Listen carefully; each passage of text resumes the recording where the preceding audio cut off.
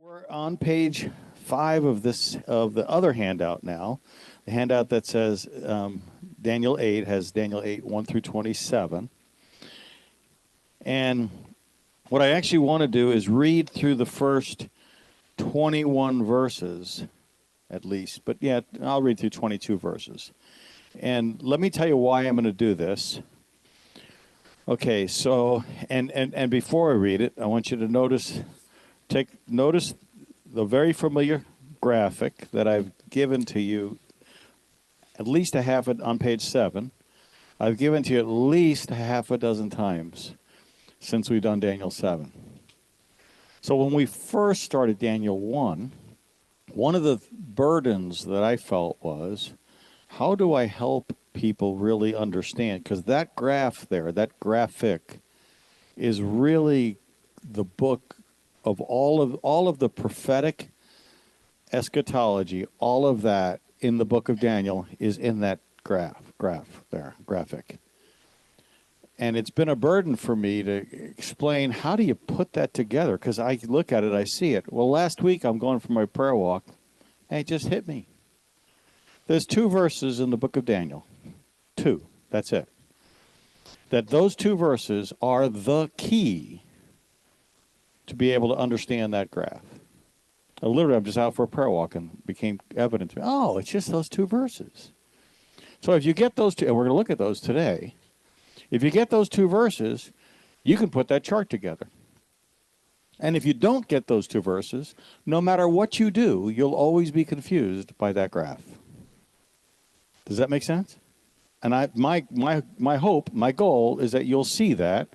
And if you have a Bible with you, an actual Bible, I actually would put a square or a highlight or a box or something around Daniel 8, verses 20 and 21, because those are the key verses to be able to really get, how do you know those are the nations that Daniel talks about throughout the book? How do you know it? It's in those 2 verses. So here we go. Daniel 8, verse 1. In the 3rd year of the reign of King Belshazzar, a vision appeared to me. To me! So in other words, he's just announced, people have been telling my story for me in the first 7 chapters, but now I'm going to speak. Okay, I'm speaking now. To me, Daniel, after the one that appeared to me the first time. I saw in the vision, and it so happened that while I was looking, that I was in Shushan, the citadel, which is in the province of Elam, and I saw in the vision that I was by the river Ulai. And then I lifted my eyes and saw, and there, standing beside the river, was a ram, which had 2 horns, and the 2 horns were high, but one was higher than the other, and the higher one came up last. I saw the ram pushing westward, northward, and southward, so that no animal could withstand him, nor was there any that could deliver from his hand. But he did according to his will, and he became great. And as I was considering, suddenly a male goat came from the west, across the surface of the whole earth, without touching the ground, and the goat had a notable horn between his eyes. Then he came to the ram that had 2 horns, which I had seen standing beside the river, and ran at him with furious power. And I saw him confronting the ram. He was moved with rage against him, and attacked the ram, and broke his 2 horns. There was no power in the ram to withstand him, but he cast him to the ground and trampled him, and there was no one that could deliver the ram from his hand. It's obvious there's this battle going on, this struggle between a ram and the goat. Verse 8. Therefore the male goat grew very great, but when he became strong, the large horn was broken, and in place of it 4 notable ones came up toward the 4 winds of heaven. And out of one of them came a little horn, which grew exceedingly great towards the south, towards the east, and towards the glorious land. And it grew up toward the host of heaven, and it cast down some of the host, and some of the stars to the ground, and trampled them. He even exalted himself as high as the prince of the host, and by him the daily sacrifices were taken away, and the place of his sanctuary was cast down, because of the transgression. An army was given over to the horn, to oppose the daily sacrifices, and he cast truth down to the ground. He did all this and prospered. Then I heard a holy one speaking, and another holy one said to that certain one who was speaking, how long will the vision be concerning the daily sacrifices and the transgression of desolation, the giving of both the sanctuary and the host to be trampled underfoot? And he said to me, for 2,300 days, then the sanctuary shall be cleansed. Then it happened, when I, Daniel, had seen the vision and was seeking the meaning, then suddenly there stood before me one having the appearance of a man. And I heard a man's voice between the banks of the Ulai, who called and said, Gabriel, make this man understand this vision. So he came near where I stood.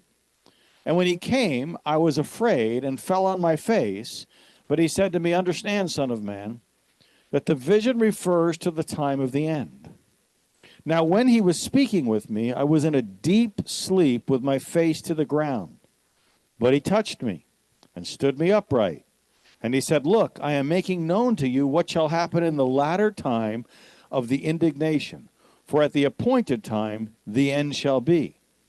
The ram which you saw having two horns, they are the kings of Media and Persia, and the male goat is the king of Greece. The large horn that is between its eyes is the first king. As for the broken horn and the four that stood up in its place, 4 kingdoms shall arise out of the nation, but not with its power. Okay, so we looked at going to page 3, about 60% of the way down the page. 150 years before Cyrus was born, Isaiah prophesies Cyrus by name in 700 BC. He names him by name, and there's the passage where he does it. Going over to page 4, we know that God knows the future, and I've explained that in here many times before. He knows the future. And on the rest of page 4, we looked last week at some of the people that God obviously knew before they were born, before he created anything. Okay? He knew these people. If Jesus Christ was crucified from the foundations of the world, right, that means that God knew that Jesus was going to go to the cross before he said, let there be light. If he knew that, then he knew Jesus' identity as a human being. Isn't that kind of obvious? Which means he knew that he would be an Israelite. If Jesus Christ exists from the foundations of the world, then Am Israel Chai, Israel exists from the foundations of the world. Has to be.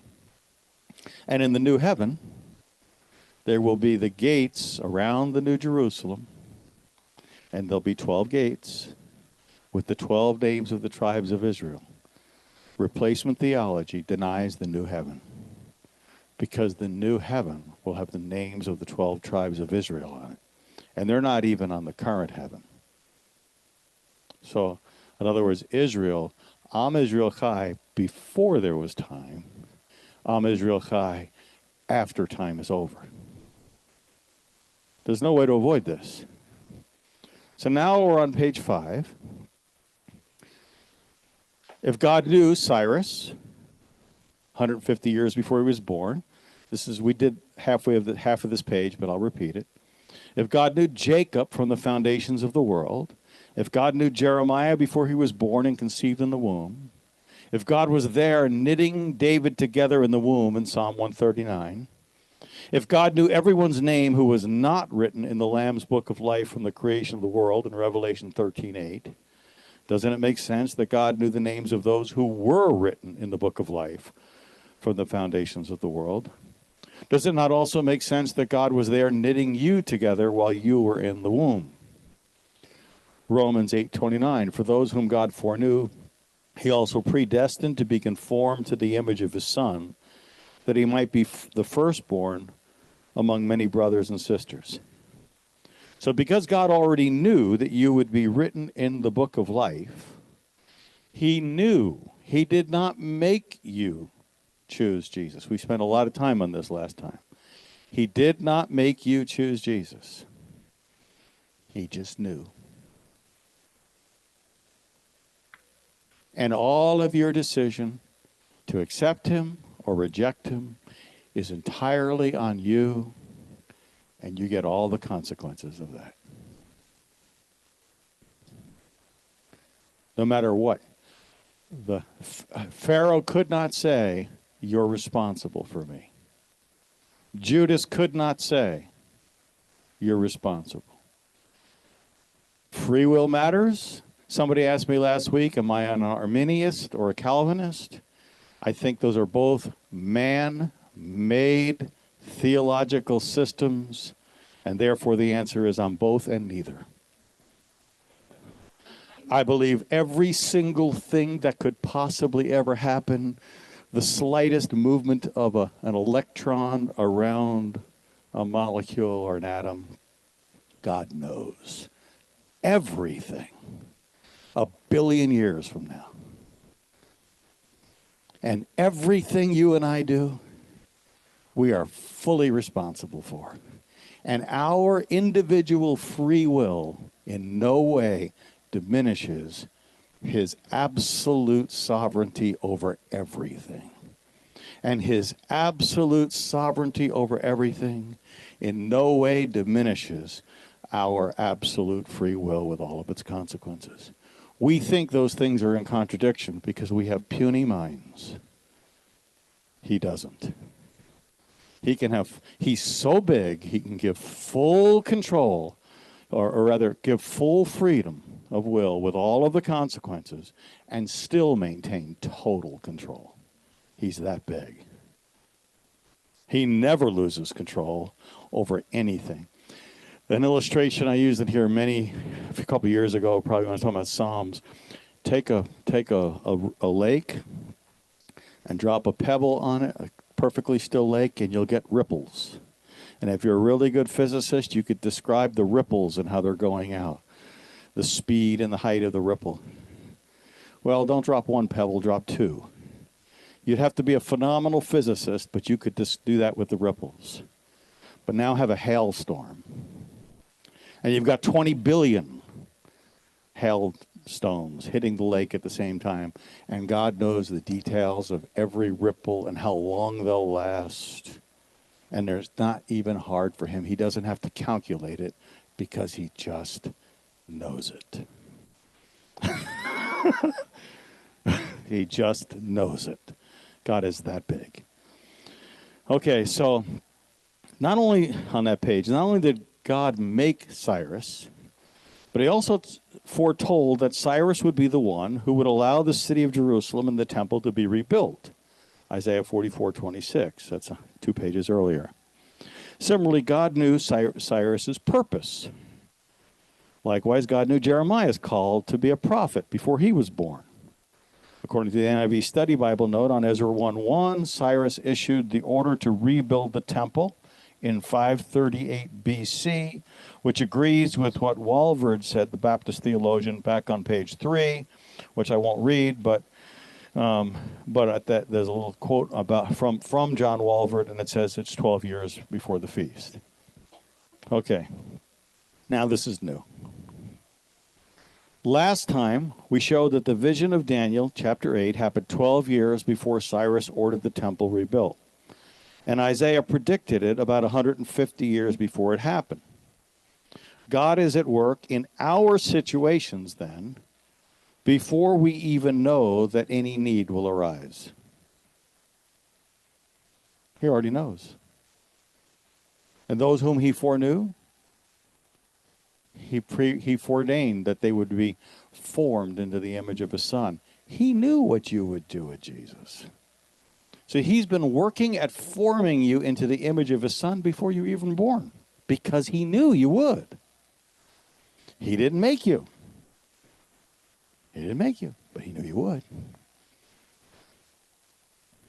Okay, so a vision appeared to me, Daniel, chapter 8, verse 1. We're still in verse 1. After the one that appeared to me a few the first time. Daniel 8:1. This can't be the vision of Daniel chapter 2. Why not? Because that dream or vision was Nebuchadnezzar's dream or vision. All Daniel did with it was interpret it. So Daniel is saying here, after the one that appeared to me the first time. The only one that could be out of this book is Daniel chapter 7. In Daniel chapter 7, Daniel has a dream, a vision. Daniel chapter 7, verse 1. In the first year of Belshazzar, king of Babylon, Daniel had a dream, and visions of his head were on his head. And then he wrote down the dream, telling the main facts. Daniel chapter 8, one chapter later, verse 1. In the third year of the reign of King Belshazzar, a vision appeared to me, Daniel, after the one that appeared to me the first time. That must be referring to Daniel 7:1. The word for vision in Daniel 7:1 and Daniel 8:1 is different. Why is it different? Because Daniel chapters 1 through chapter 2, verses 4, the first half of verse 4 is all in Hebrew. And then Daniel chapter 2, verse 4, the second half of the verse, up until the last verse of Daniel 7 is all in Aramaic. Was not written in Hebrew. It was written in Aramaic. But when you come to Daniel 8, verse 1, now you're back in Hebrew. So the word for vision is not the same word because it's a different language. But it's the same thing. It's a vision. And Daniel says, I had a vision after the first one. So the spiritual experience of Daniel chapter 8 is a follow-up experience to the experience of Daniel 7. The experience of Daniel 7 started as a dream. Daniel awoke, and then the dream continued as awake visions in his head. Like you wake up out of a dream and you're still seeing it with your eyes open. That's what happens to him. We looked at that in Daniel 7. The experience of Daniel 8, though, did not start as a dream. It started as a vision. This may not, but it may indicate that Daniel is growing in his ability to hear from God. However, to be fair, Daniel 2:19 says that the meaning of Nebuchadnezzar's dream of the statue in Daniel 2 did come to Daniel through a night vision. So maybe it doesn't imply that. Going over to page 6. But the vision of chapter 8 is clearly built on the vision of chapter 7. And the experience of Daniel 7 started as a dream, while the experience of Daniel 8 starts as an open vision. In chapter 7, the vision is about 4 kingdoms. And if there they listed Babylon, the Medes and the Persians, Greece, and Rome, and the 4 animals, the lion, the bear, the leopard, and the terrifying and frightening unnamed beast. If we'll come right back to page 6, you can see that graph on page 7. On the left column, you've got the vision that Nebuchadnezzar has of the statue, the gold statue. Gold head, chest and arms of silver, belly and thighs of bronze, legs of iron. In chapter 7, we're given the names of these animals, and there are 4 animals. Okay? The lion, the bear, the leopard, and the terrifying and frightening beast. In other words, it's not likened to a specific animal. Going back to page 6. In chapter 8, the vision focuses on only 2 of those kingdoms. So this vision now is more detailed. It is a progressive revelation.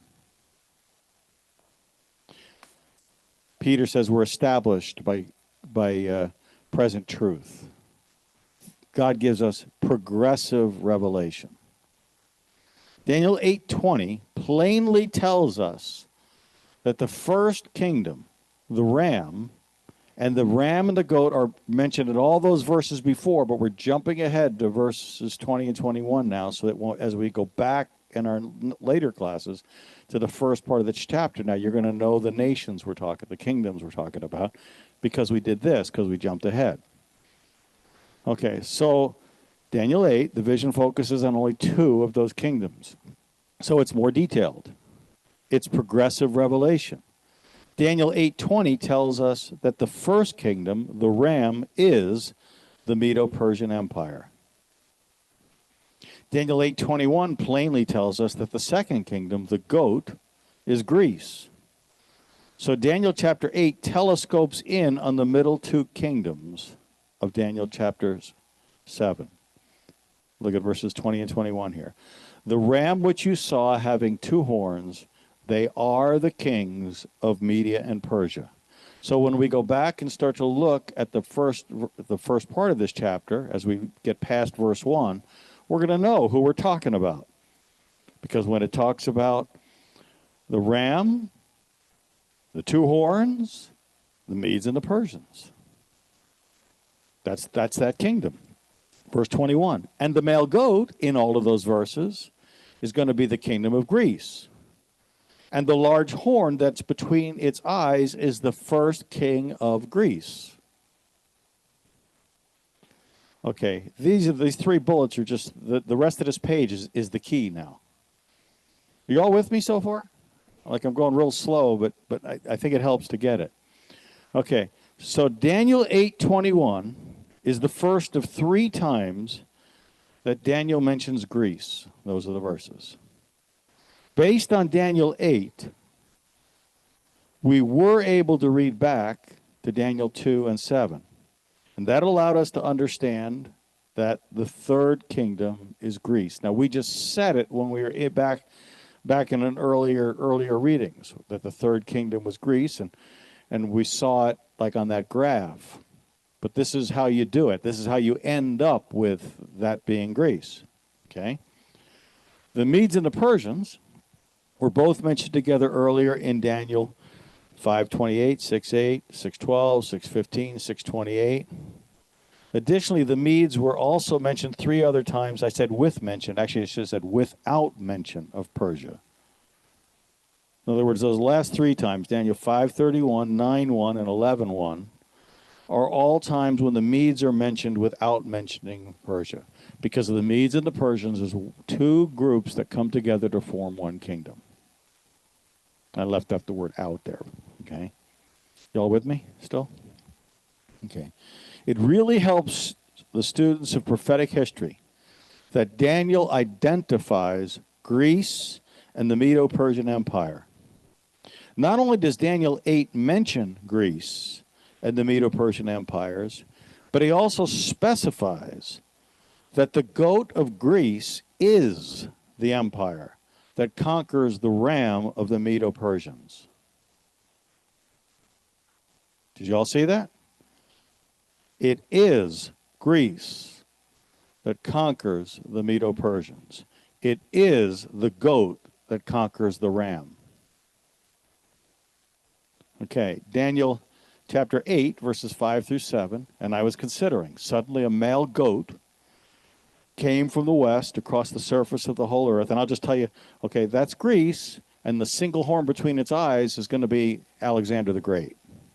It's actually, we're going to have to be able to name some of these people as we go through this. Okay, came from the west across the surface of the whole earth, and without touching the ground, it's picturing the speed with which Alexander the Great conquers the known world. He conquers the entire known world by the time he's 33 and then dies, lamenting that there's no place left to conquer. That's true history. Okay, and he does it with tremendous speed. And the goat had a notable horn between his eyes. That's Alexander. Then he came to the ram that had two horns. The two horns are the Medes and the Persians, a kingdom made up of two people groups, which I had seen standing beside the river, and the ram and ran at him with furious power. And I saw him confronting the ram. He was moved with rage against him and attacked the ram and broke his two horns. And there was no power in the ram, no power in the Medes and the Persians to withstand Greece. But he was cast down to the ground and trampled him, and there was no one that could deliver the ram from his hand. Okay, one other key thing now to put it all together is this next thing here. Daniel 5:28 plainly identifies the Medes and the Persians as the empire that will conquer Babylon. Daniel 5:22 says, and by you his son Belshazzar, the king of Babylon, but you his son Belshazzar have not humbled your heart, although you knew all this. And then he gives this handwriting on the wall. He reads the handwriting on the wall and he interprets it. And he says, Paris, your kingdom has been divided and given to the Medes and the Persians. And that night, that chapter will end saying, that night Belshazzar dies. So we've got Babylon. Belshazzar is the king. We have Babylon. He's conquered by the Medes and the Persians. The Medes and the Persians are going to be conquered by Greece. So the goat is going to conquer the ram, who's going to conquer the lion. So now what we have is we clearly have the first three nations of Daniel's eschatological prophecy all just fall right in place. You can't put that together without Daniel 8, verses 20 and 21. Those two verses, just along with Daniel 5, verse 28, they just lay it out. So now all of a sudden we know, we can understand that graph. Does anybody want to ask about this? That graph just falls right in place. Can you see it? So, and that's why I said I would just draw a box or a highlight or something in your Bible on those two verses, because you won't always have me with you, and you won't always have these notes with you, right? But that's why I like to mark my Bibles. I'm a lover of the Bible. I have noticed this. I just went through a great prophetic presbytery thing. You know, none of you saw that. I'm going to tell you the honest truth. I loved it. It's fantastic. Awesome words. But I can tell you my own experience. I've had awesome words like that and even more awesome over my life. I don't always remember the prophetic words. But this is true. When I'm reading the Bible and God speaks to me while I'm reading the Bible, and 10 years later I read that verse of Scripture, I'm going to remember what the Lord said to me. That I will never forget.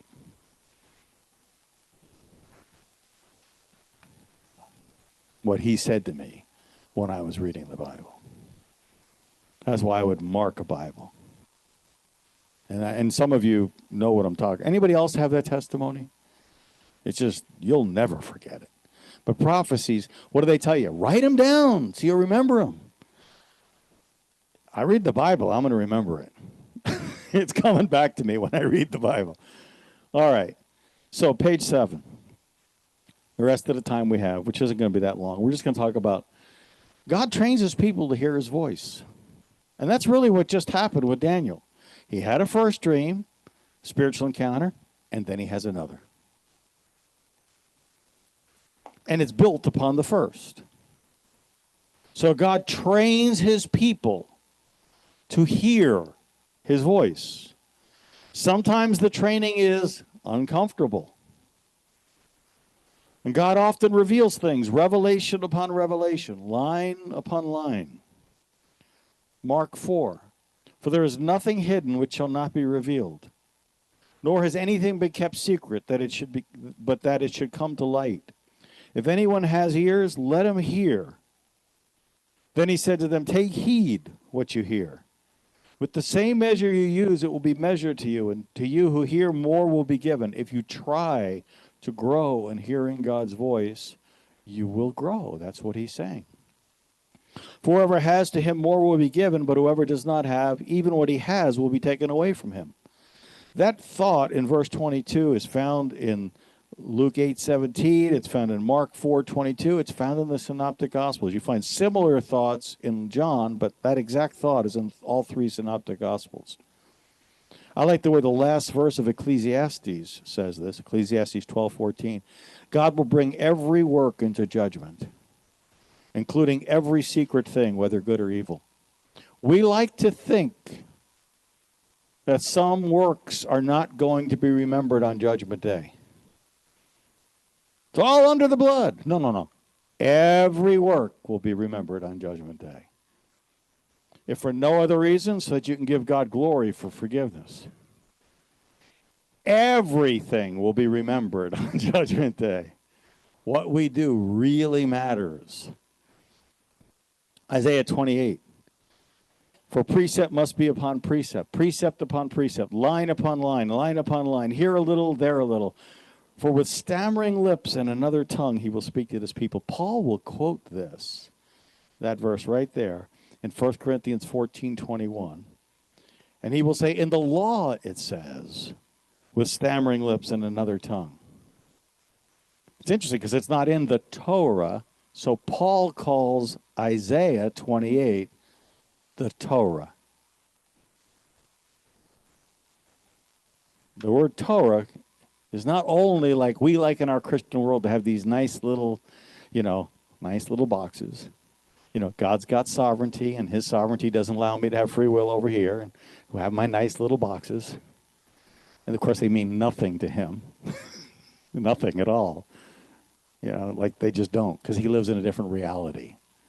We are responsible. You cannot get away from our responsibility.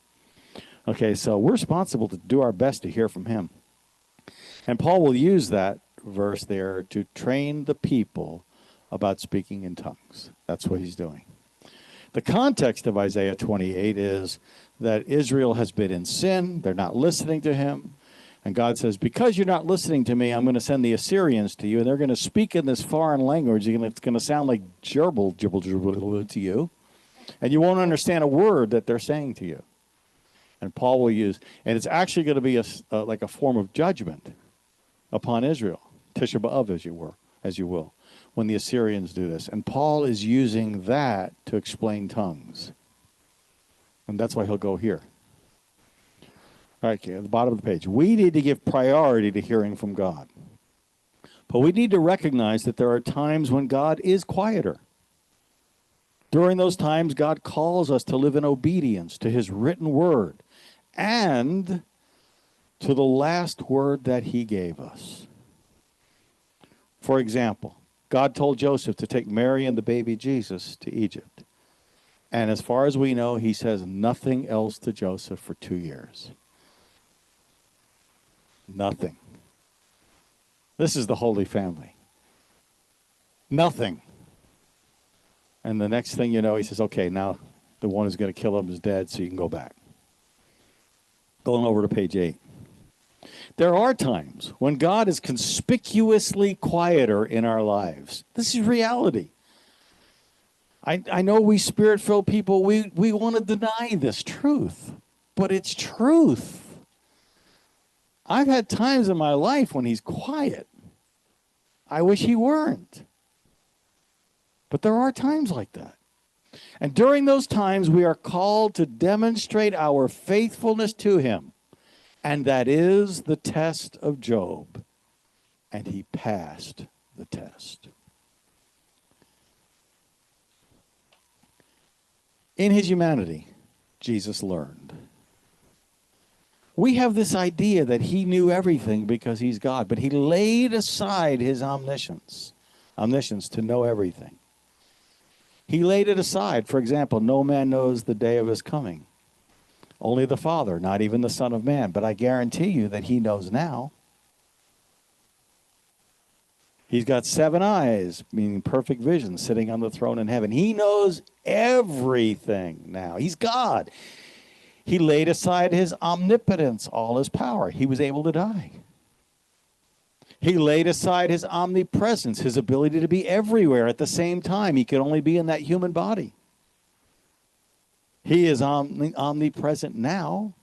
He is omnipotent now. And he is omniscient now. He wasn't when he was on the earth.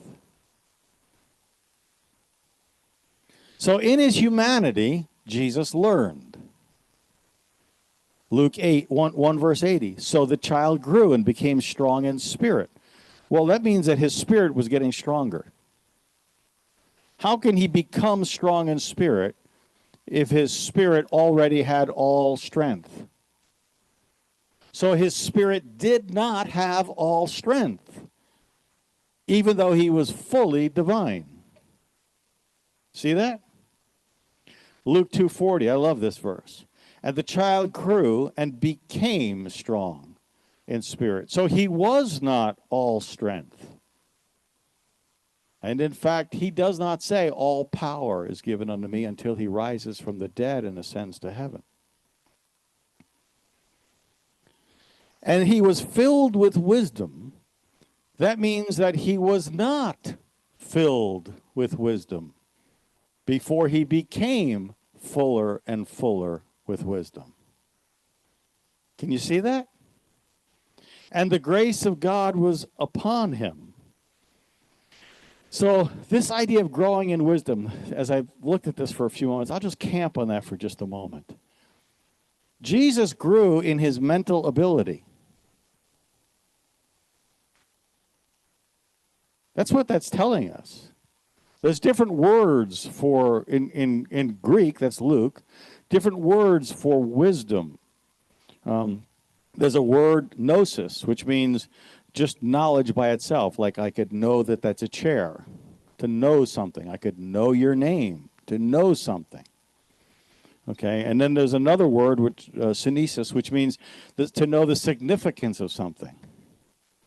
And then there's another word, phronesis, which means to know the practical wisdom of something.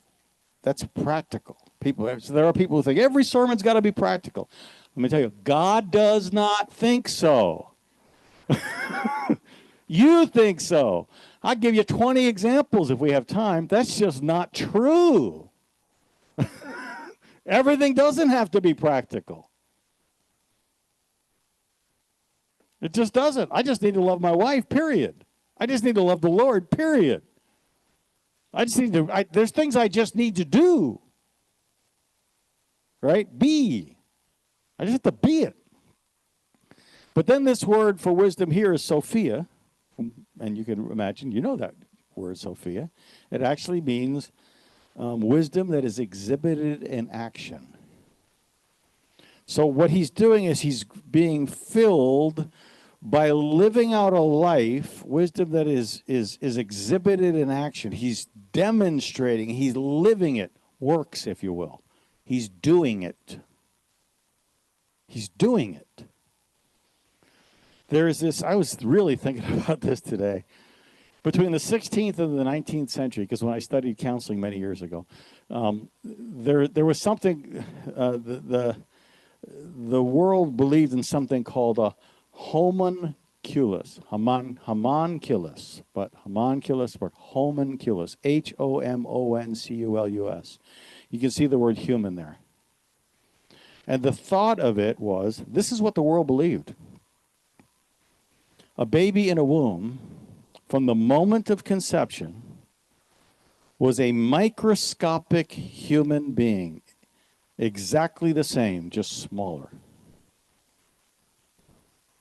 And that is provably wrong.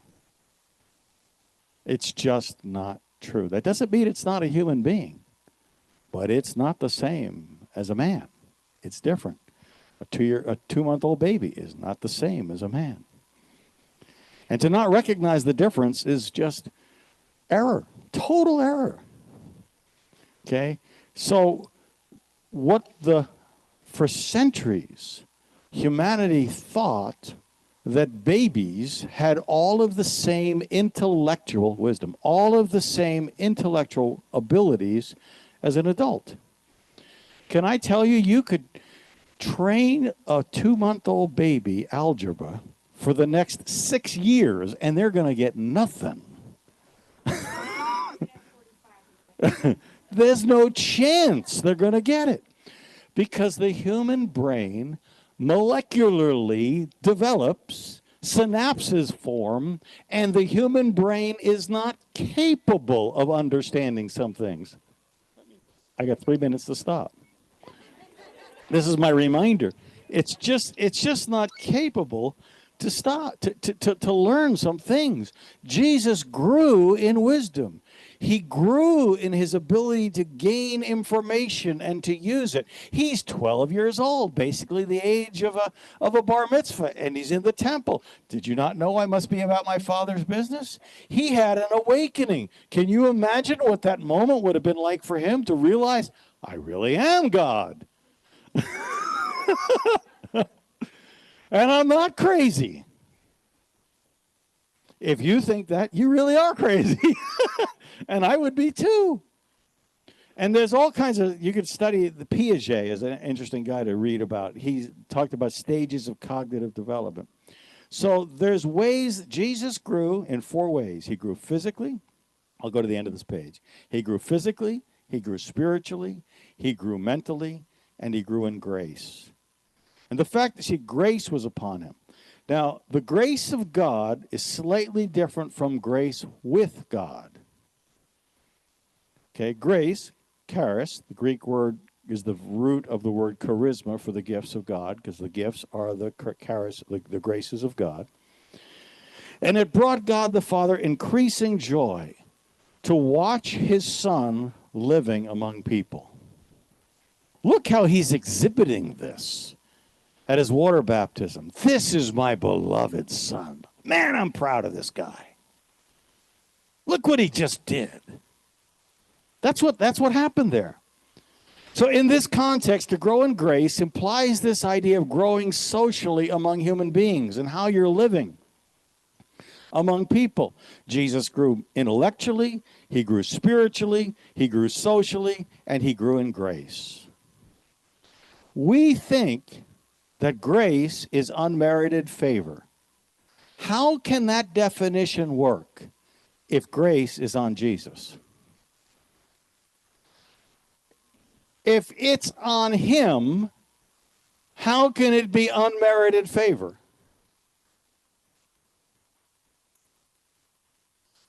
You see the point? It's not unmerited favor. Oh, yes, it is. But that's a totally inadequate definition because it's on him. If it's on him, that doesn't work. It's got to be bigger than that. It's got to be more. Okay? Ephesians 2:8. For by grace you've been saved through faith, and that not of yourselves. It's the gift of God, not of works, lest anyone should boast. For we are his workmanship, created in Christ Jesus for good works, which God prepared that we should walk in them.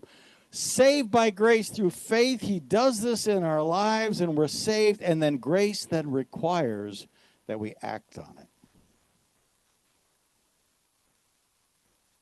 He wants us to act. It's like the illustration I used last November. You like a painter comes to your house, you like him, and you hire him, and you pay him the entire bill, and expect him to show up on Monday to paint your house. And he decides, I got all the money, I'm not going to show up. But do people do that to God? Right? That doesn't work with God. You would be angry at that painter. Right? Okay, so here's where I go with what is grace. Grace is the smile of God. That's literally how I define in my theology, in my mind. That's what it is. It's God's smile. And he is smiling at you. It's this ministry of reconciliation. And for the unsaved, yeah. You know, saved by grace through faith. The unmerited favor, but for the saved who's living for him, he's smiling on you. It's Jesus getting baptized. This is my beloved Son. It's the smile. And where do I see this? I see it in the Aaronic benediction. The Lord bless you and keep you. The Lord make his face to shine upon you. See, the blessing you and keeping you go together. And then the face shining on you and being gracious to you go together. And the Lord lift up his countenance upon you and give you peace, shalom, give you everything you need because he's looking right at you. There's how you say it in English. Some of you, Yivarechecha Adonai. It doesn't say Adonai, as you can see, but that's because Jewish people don't say that word. I don't have a problem with the church using that word in a worship song in a sanctuary. But if we did it in a Jewish setting, the Jewish people in the room who don't know Jesus will spend the rest of that service not worshiping God. The entire rest of the time, they will wonder, is it okay they just did that? And they will also feel dishonored because we don't use that word. You see the point?